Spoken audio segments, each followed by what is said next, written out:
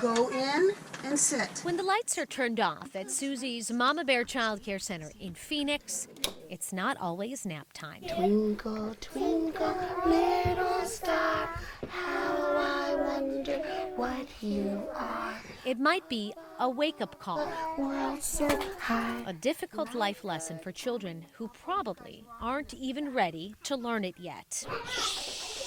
Once it's dark in the classroom, lead teacher for 3-year-olds Lynn Thompson closes the blinds and ushers her students into a closet or bathroom. Everybody up. 1, 2, 3, 4. Everybody up. Follow me. Follow me. Come on. And sit. Yeah, scoot back. Go all the way in. Good job. They trust me, and that's the key. What's key for Thompson is saving lives in a worst-case scenario. 1, 2, 3. A daycare teacher for 29 years now, she never imagined practicing an active shooter drill with the young children she spends her days with. It's harder for this age group, but if you do songs already that they know, when you go in there for a quiet drill to keep them quiet, it's all quiet songs. And they're already ones that they know.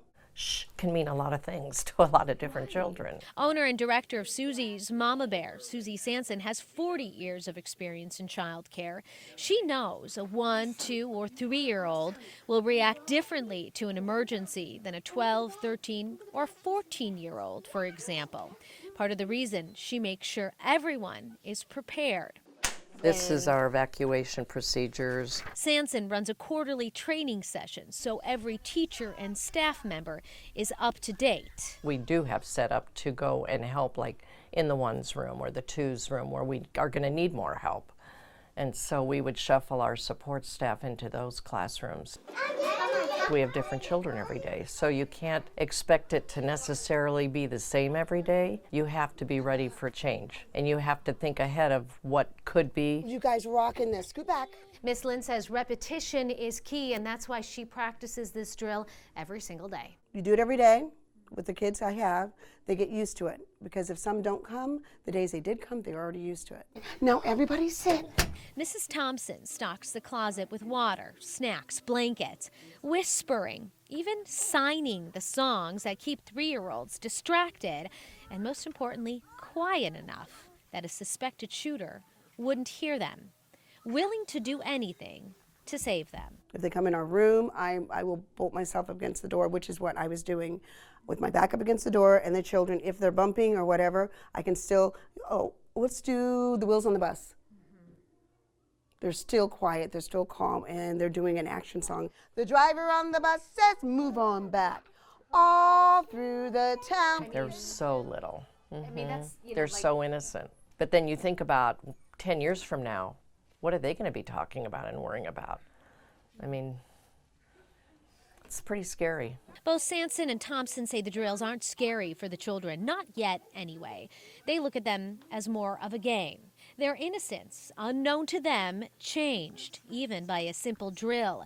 A necessary evil, says their teacher. It's a sad thing that we have to do, but that's what it is. 7, 8, 9, 10. Anita Roman, Fox 10 News. Good job. We'll sometimes do the trails back here. There's trails across the street. Long walks on quiet trails near their home in Flagstaff, Arizona, are appropriate for Kristen Allen and her dog Mo, considering that the American Staffordshire Terrier literally walked right into Allen's life a little over 2 years ago. Yeah, this is really happening right now. I found Mo on a Saturday around 10:30 at night. Mo was wandering the streets of Phoenix. And when I stopped the car and got out, I was able to confirm that he was all alone, called out to him, and he calmly walked towards me, wagging his tail the whole time. Will not let me drive. He jumped into the driver's seat. It was the night before Father's Day, her dad's birthday, who passed away when Allen was 16. So for Allen, finding the stray was not a coincidence, but a life-changing moment. Mo spent 72 hours at Maricopa County Animal Care and Control, so his previous owners had a chance to claim him. They never did. Mo, come here. Before she adopted him, Alan visited Mo every day. And it was around that time that she noticed Mo had a special talent.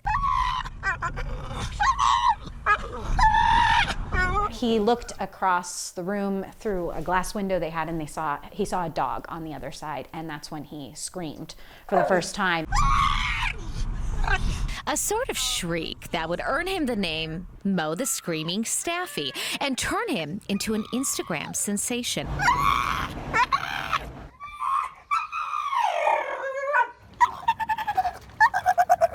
A social media influencer whose like count rose from a few hundred to more than 100,000 after the story of Mo's rescue was featured on a popular website. Harness for car rides.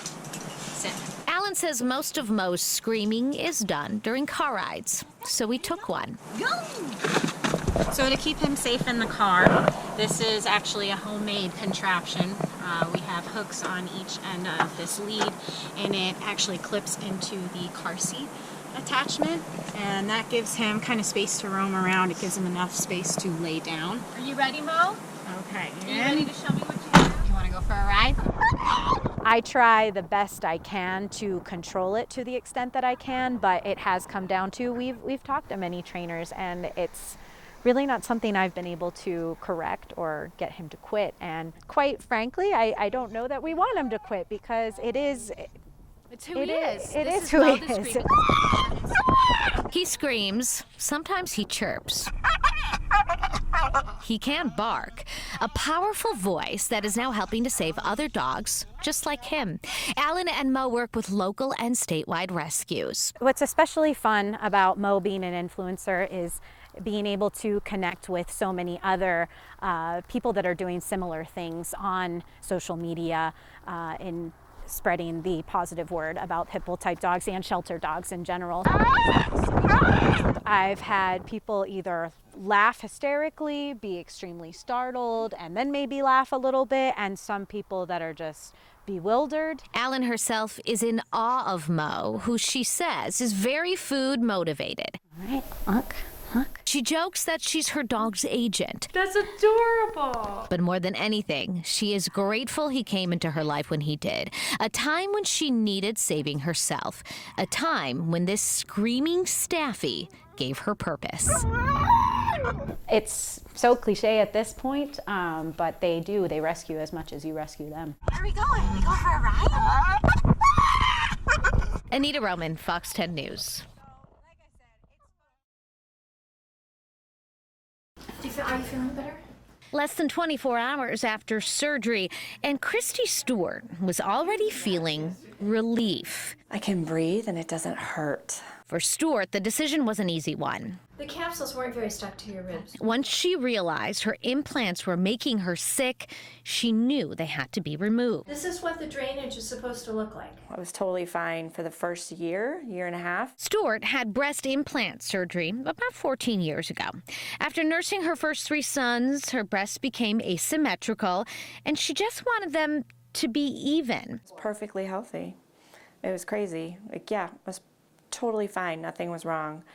And then I noticed my symptoms had a significant uptick after I had my 4th son. A busy mom of 4, a business owner, Stewart says her symptoms persisted and then increased. She visited doctors and naturopaths, changed her diet, eliminated gluten and dairy.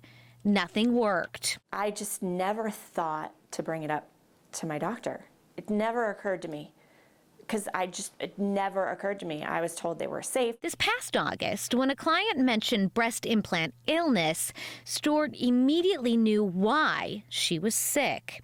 She did her research. She joined a Facebook page where tens of thousands of other women shared similar stories. Then she made an appointment with Dr. Gwen Maxwell at Maxwell Aesthetics in Tucson. Dr. Maxwell is in surgery at least 3 days a week, and she says that at least 8 of the surgeries she performs are explants, where she's removing the implant. More removals. 10, 50 to 1. Yes. Dr. Maxwell says there is no current evidence to suggest that BII is a documented illness, but says she has seen a 200% increase in explant surgeries in her practice. Implants are foreign bodies, so they generate inflammation. According to Dr. Maxwell, 99% of her patients are happy they have their implants out. There is going to be a detox process, and often your symptoms do come back. You go through some low periods where you're really, really tired. You feel like everything's come back. Stewart, in the meantime, knows not everyone suffers as she did. After all, according to the FDA, the risks of complications or adverse outcomes due to breast implants is around 1%. But she says, listen to your body. At the end of the day, having them out is not the worst thing in the world. Anita Roman, Fox 10 News.